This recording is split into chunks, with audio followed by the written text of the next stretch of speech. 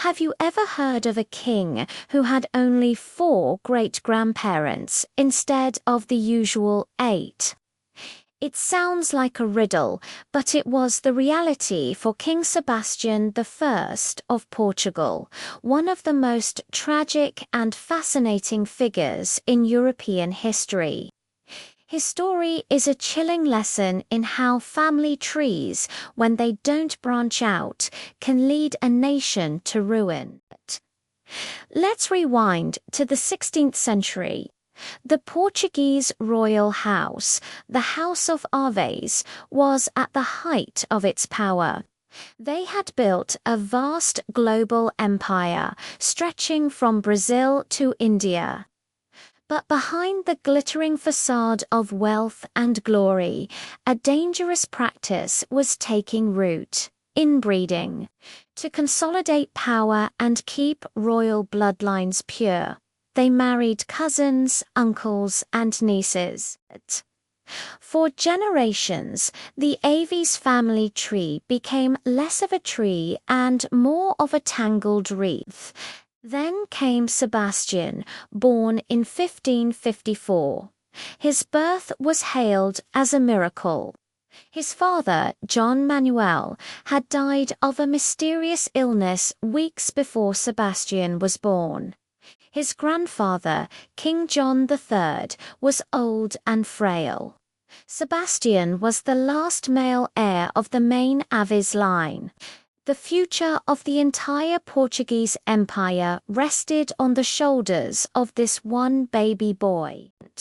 But from the very beginning, there were signs that something was wrong.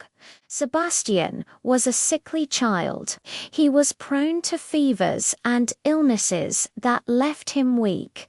As he grew, it became clear he wasn't like other boys. He was withdrawn, melancholic, and deeply, intensely religious. His tutors and courtiers noted his strange obsessions. While other young nobles were interested in hunting and courtly romance, Sebastian was fixated on one thing: a holy crusade. This obsession wasn't just youthful fantasy. It was fueled by the stories of his ancestors, the great crusading kings who had driven the Moors out of Portugal centuries before. Sebastian saw himself as their heir, destined to carry the cross back into North Africa and reclaim it for Christendom. He saw it as his divine mission, a calling from God himself. The problem was, his physical and mental state made him a poor candidate for a warrior king. The consequences of generations of inbreeding were becoming apparent. Historians, looking back at contemporary accounts, suspect he may have suffered from a host of genetic ailments. Some descriptions suggest he might have been impotent, which was a catastrophic problem for a king who needed to produce an heir. His decision-making was often described as impulsive and erratic, divorced from the political realities of his time. His advisors, his grandmother, the regent, and even the Pope pleaded with him. They begged him to marry, to secure the dynasty, to focus on governing his vast empire. A crusade in North Africa was a costly, risky, and frankly unnecessary gamble. Portugal had nothing to gain and everything to lose, but Sebastian would not be swayed. He saw their cautious advice as a lack of faith. He believed he was an instrument of God's will, and that divine providence would grant him victory. To him, the crusade was not a matter of strategy. It was a matter of destiny. His belief in his own divine purpose was absolute. Perhaps a psychological shield against the frailties of his own body and the immense pressure of his position. So he poured the kingdom's treasury into assembling a massive army. He melted down church bells for cannons and called upon every noble house to join his cause. In 1578, against all advice, the 24-year-old king set sail for Morocco. His army was large but inexperienced, a mix of Portuguese nobles, foreign mercenaries, and raw recruits. They were not prepared for the harsh climate or the seasoned tactics of their enemy. The fateful day came on August 4th, 1578. At the Battle of Alcácer Quibir, also known as the Battle of the Three Kings. Under the scorching Moroccan sun, Sebastian's army faced the forces of the Moroccan Sultan. The young king, dressed in shining armor, led the charge himself, fighting with a reckless bravery that bordered on madness. What happened next is shrouded in the chaos of battle. The Portuguese forces were surrounded and decimated. Sebastian was last seen fighting valiantly in the heart of the melee, and then he vanished. When the dust settled, the devastation was complete. The Portuguese army was annihilated.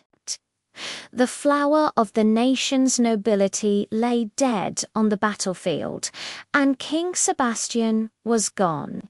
His body was never definitively identified. The Moroccan Sultan claimed to have his body and returned it to Portugal, but doubts lingered.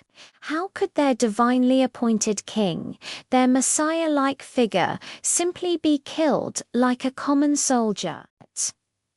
The disappearance of the king plunged Portugal into a crisis from which it would never fully recover. With no heir, the throne was left vacant.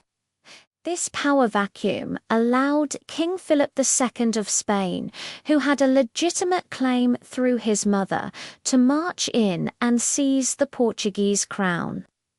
The glorious house of Aviz, which had ruled for 2 centuries, was extinguished. Portugal lost its independence, becoming part of a union with its old rival Spain for the next 60 years. But the story of Sebastian doesn't end there.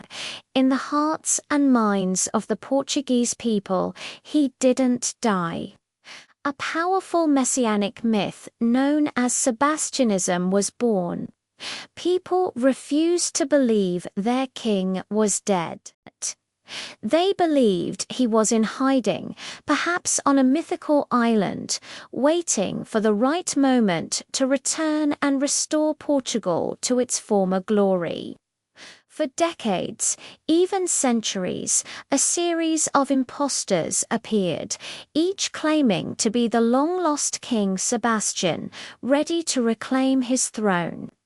Each one was eventually exposed, but the hope never truly died. Sebastian became more than a king.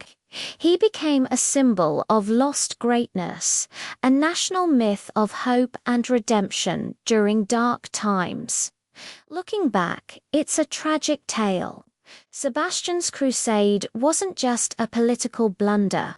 It was the final, fatal symptom of a dynasty that had weakened itself from within.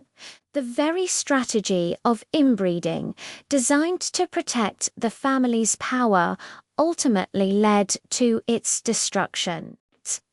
A frail, obsessive king, haunted by the ghosts of his crusading ancestors and perhaps by the genetic ghosts in his own blood, led his nation headfirst into disaster. It serves as a stark reminder that the fate of a nation can sometimes hinge on the health and mind of a single individual, and how the choices made in the bedroom can echo for centuries on the battlefield and in the halls of power.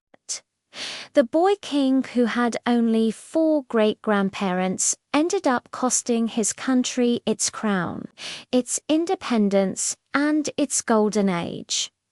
Thanks for watching.